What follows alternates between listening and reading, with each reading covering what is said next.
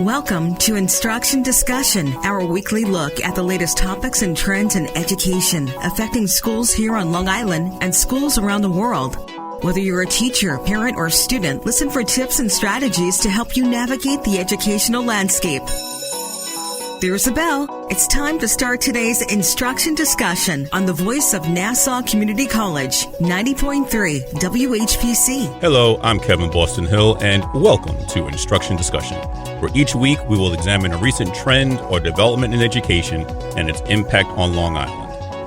We all know how difficult keeping up with the rigors of a school curriculum are, even in a seemingly stable household. But for the over 355,000 students in this country who are in the foster care or child welfare system, there are a host of other obstacles and worries that they have before they even enter the school building. From the constant moving around, to the potential of not being accepted by the new family, to the various forms of abuse, to the dashed hopes. It seems the only constants experienced by children in foster care are change and disappointment. How can we truly support this all but forgotten segment of our population? In the new book, Garbage Bag Girl, it seems to provide some sense of what can be done. While it does not provide an exact blueprint of how to navigate the child welfare system, it does something more. It is a story of hope when so many children know nothing but despair. It also shows that while there are a lot of scenes reminiscent of the evil stepmother and stepsisters, the happily ever after ending is still possible. Today, we welcome the author of Garbage Bag Girl, Celeste Edmunds, to Instruction Discussion on 90.3 WHPC. Thank you. Thank you so much for having me. I appreciate being here. No, it's definitely my pleasure to have you. And as I said, I'm sure there are a lot of students who are within the child welfare and the foster care system. I think we use those terms interchangeably, but there are a lot of students who are in this system and they're probably trying to figure out, well, how do I navigate the system? How can I survive and everything? So having you here to kind of give us a firsthand account of your experiences with the system will help somebody else to navigate their way through the system as well. So I guess let's start with, what does the title actually refer to? Because when we hear Garbage Bag Girl, I'm sure it conjures up a lot of images for some people. So why did you choose that title? Well, originally it was much more of an obvious conversation with myself and my co-author, Richard Paul Evans. When we were wrapping up, usually it's best if you decide to write a book, the title just kind of organically comes. And so there were a couple of options we were, throwing around. But then we were just having this conversation one night, and I said, just basically, I was the Garbage Bag Girl. And we looked at each other like, ding. It just made so much sense that, so it started out as I moved every 6 months with my stuff in a garbage sack. But then, as I talk more and more to the almost 500,000, not all of them reach out, but recognizing there's about 500,000 children always in the child welfare system and foster care nationwide, I do have so many that reach out, like this one gal that walked up to me after a speaking engagement, and she said, total tears. She had been homeless, lived in her car, and she said, thank you so much for sharing our story. And it was a collective our story. She was saying, thank you for sharing our story, and we trust you to be able to do that. And it really kind of, hammered in how I was feeling about voices not being heard and children being silenced. One, because they're children, but two, when you're in a system of like the child welfare system, you really are just being directed. You have guardians, you have guardianship, you have all the terminology that goes with it, but you also, your advocate's supposed to be your caseworker. And oftentimes the system is so overloaded. I never saw a caseworker ever come back until it was time to be adopted and they showed up at the courthouse. And that's not uncommon. And it definitely is because of the fact that it's overloaded. So Garbage Bag Girl started off that way, but it really did turn out more than just transitions. It's about the mentality and the mindset that you start to get in when you're just constantly not validated that you get to stay in a home, and that a family's, especially if you're an older child over the age of 4, and your chances of being adopted drop 50%. All of those options for you just start to, or lack of options rather, to start to remind you that you don't have a value and that you don't matter. And pretty soon you are just like the garbage that gets thrown in the garbage bag sack, right? Yeah. So you start to make those decisions that reflect that value that you have on yourself. And so now it's really become a lot more about that. You know, when I was reading through the book and I kept seeing that term because you had a couple of judges and everybody was saying, well, you're lucky to have a family who wants you at your age and everything. I'm like, but she's only 9. Like, what do you mean that she's too old and to be adopted and everything? And I can almost understand it if you're maybe a teenager, like 13, 14, because then most parents, they want to be able to grow a child as opposed to having them that late and then ship them off to college or whatever. But at 9, you're still moldable. You're still a child, and for that. Talk to me about maybe. But talk to me about where that age cutoff comes from. I just think it's a statistic that's nationwide. I don't think that that's a magic age. I just think that it happens to be that the older you get, right? 4, you're starting to not be a toddler. You're getting ready to be in grade school. But I think people have to recognize, like, I don't blame people for wanting an infant. There's a reason there's a 2-year waiting list to adopt a baby. You don't typically have all the baggage associated, because every year developmentally, the more that child is experiencing, the more that they are, in the mindset of who they are and all that comes with it.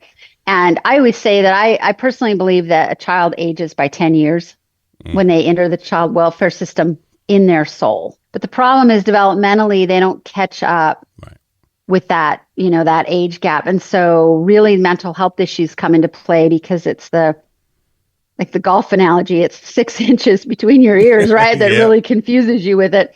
I think it's the same thing in any system. I think once you're in it and you have that confusing moment, so it's like, oh, I've experienced more than most adults. I feel things that more than most adults have had, but look at me and watch me, and I'm not developmentally caught up with that. And it's very confusing and it's hard to navigate. And understandably, I don't think a lot of parents want to deal with that. And what if those children have a history of sexual abuse? What if you have little children? You're not going to risk them becoming a perpetrator in your home. I mean, you do have risks that are associated with kiddos. I always tell foster parents, when they're thinking about becoming a foster parent, be really mindful that whatever we discard, we're probably going to dish out on you, which is why, my mom, who I dedicate the book to, kudos to her, because I was hard during that time. I mean, I wasn't starting fires or breaking things, but I had a lot going on up there, and she really had to drive home that message for probably 10 years, even after she adopted me, that home's where they have to keep you. That's her line.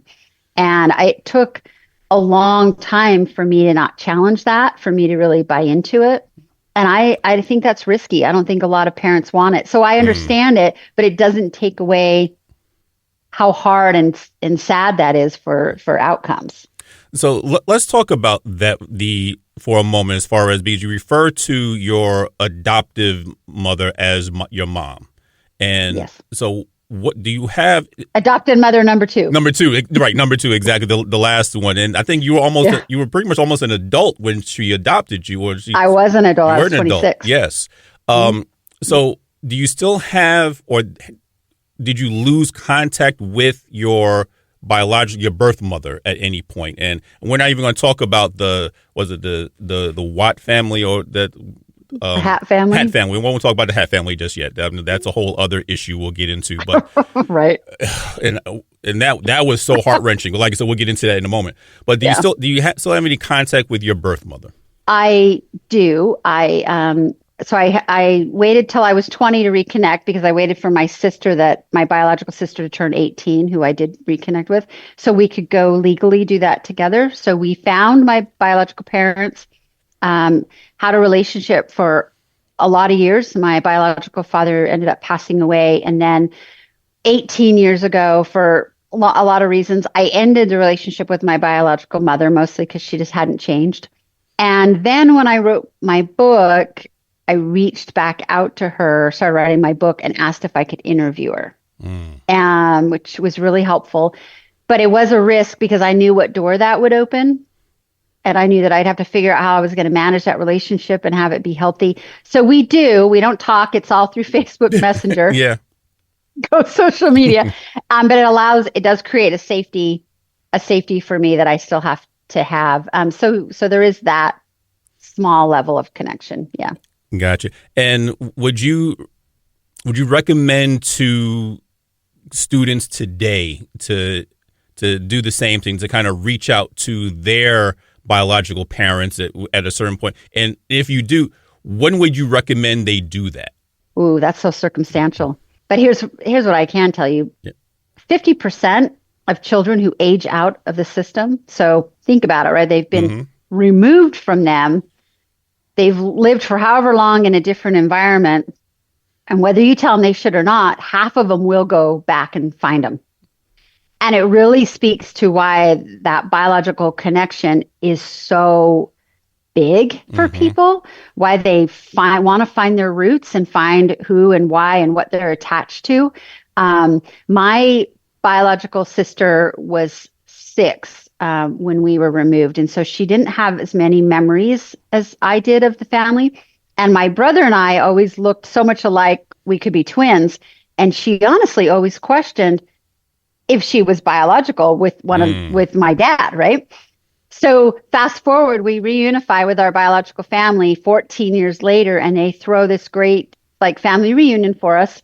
We walk into the party, and she literally has this moment and she says, "Oh, this is my family." Yeah. And she looked like all the aunts. That's why.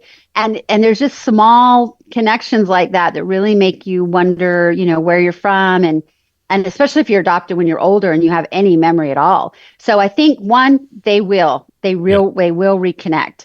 And two, it really makes I feel really strongly about the fact that the reason why it's sometimes just better to keep those connections is because you have a higher probability of teaching them how to have a healthy relationship with them and fix maybe some of that disconnect on why they're not with them, then have them circle back later, find them, and have no ability to do that in a healthy way. So I sometimes wonder why, you know what I mean? We have what's called closed or open adoptions, and that's really to give the adopted parents that option. And many times they'll close that connection because it isn't what's best for the child, but it's best for them. It's more comfortable for them to do that. And I don't know that long term, well, it's proven that's really not. All the relationships in a child's life do belong to them. Not all of them probably should happen, but I really think you have to ask that question.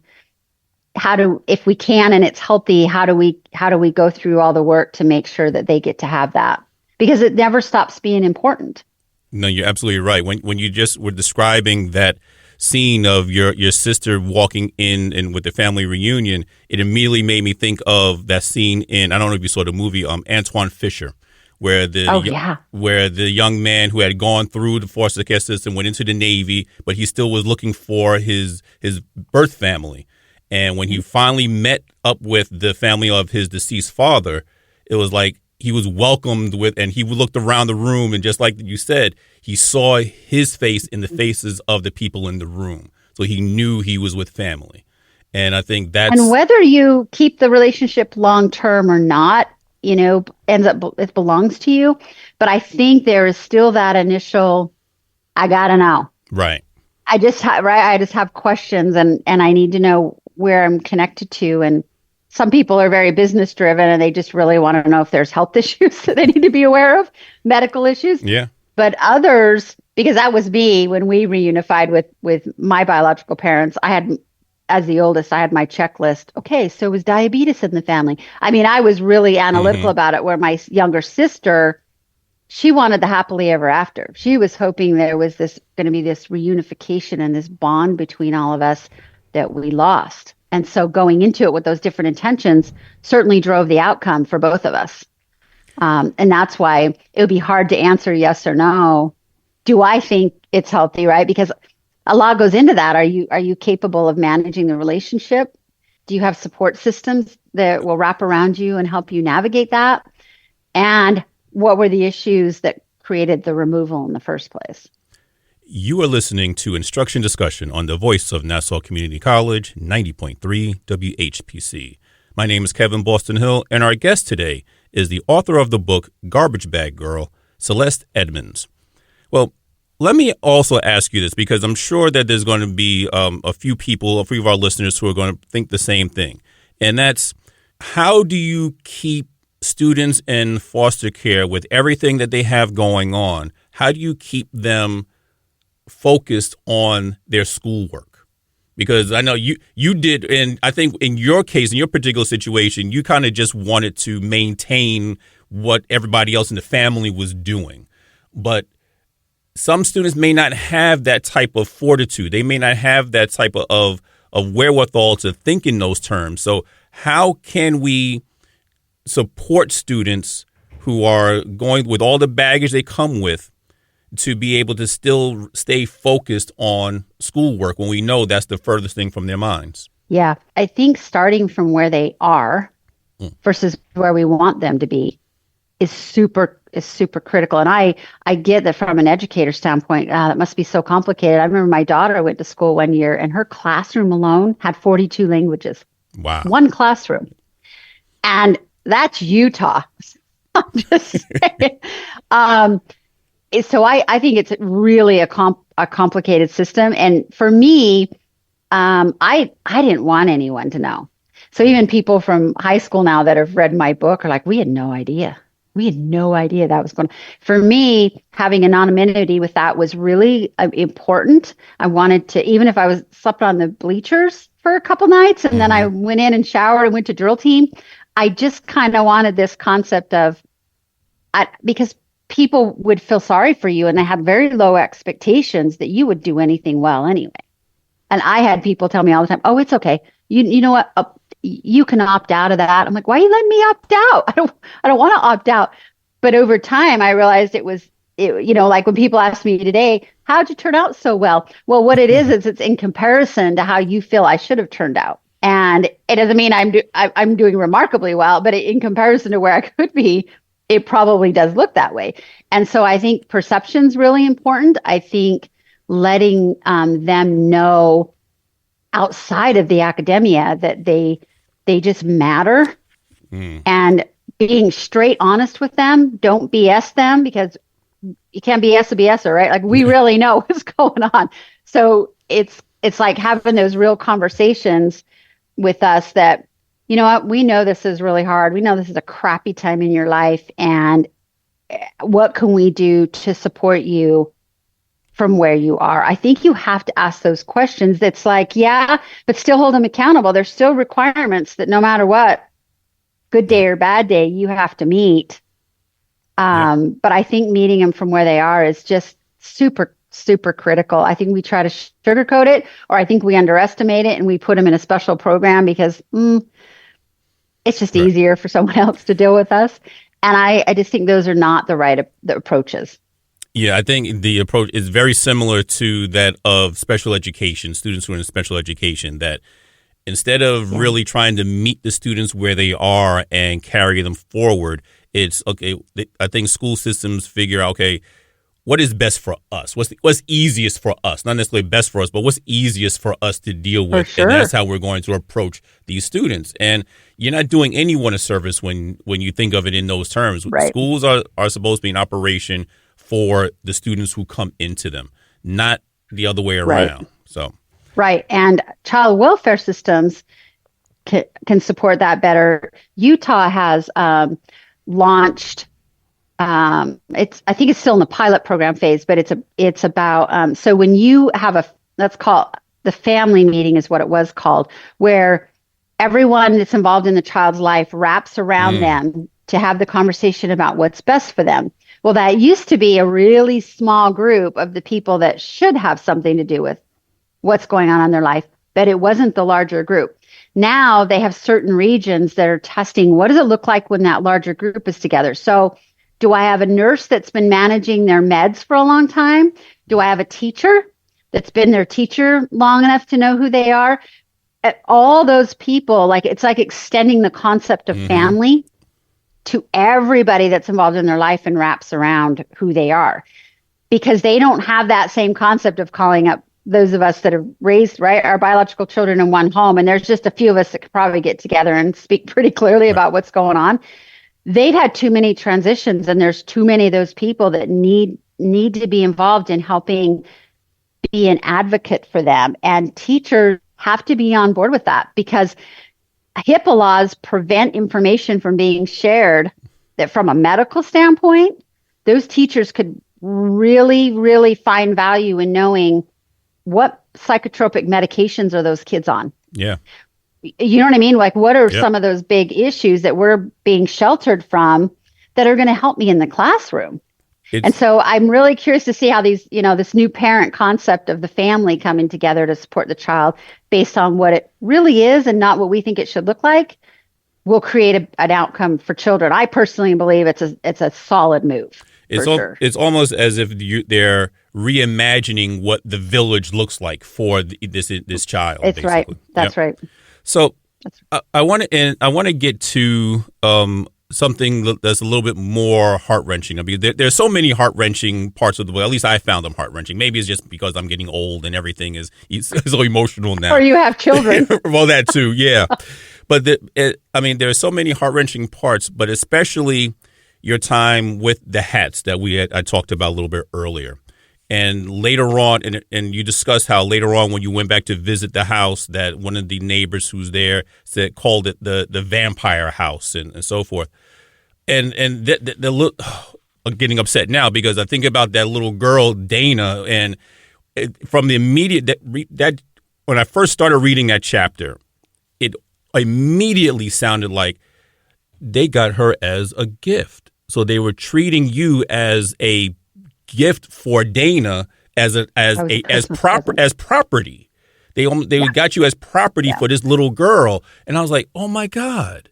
And how is this even allowed to go on? So what advice can you give to students, to any other children who may be in a similar situation where they're put into a home that on the outside was made to look like the perfect situation, but turned out to be the exact opposite?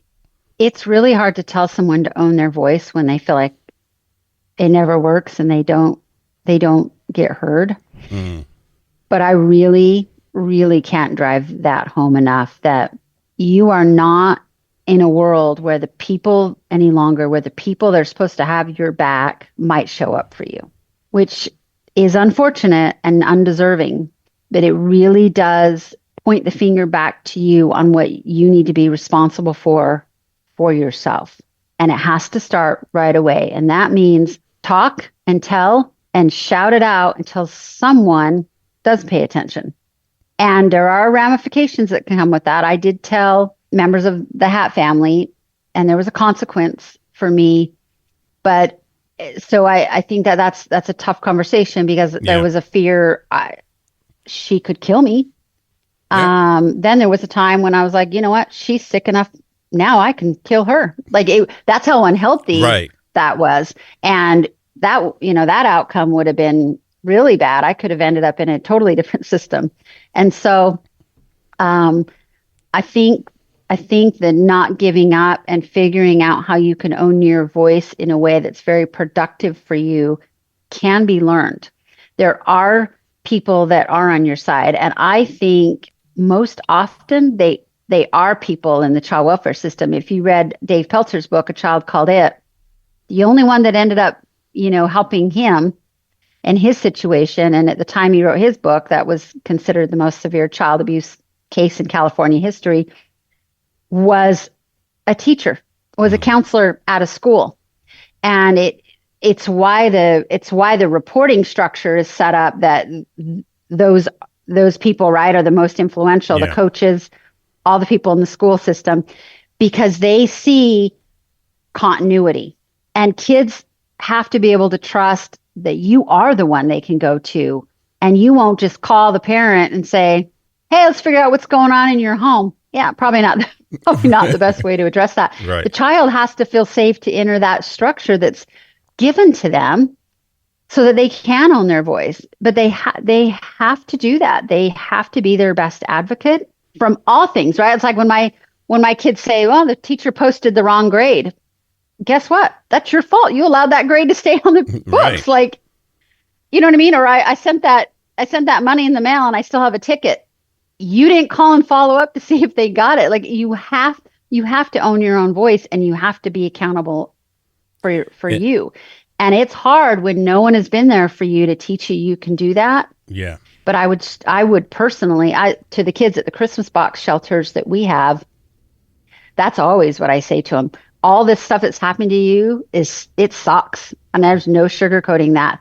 But you can not discount what your responsibility is of taking care of yourself. There's a line there. And especially the older the child gets, right? Like, that has to be driven a lot with them.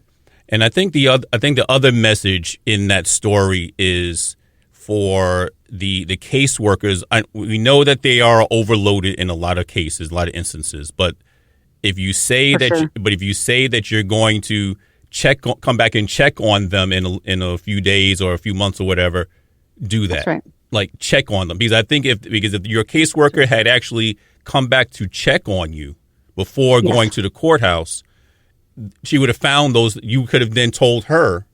I would have those situations. Yep.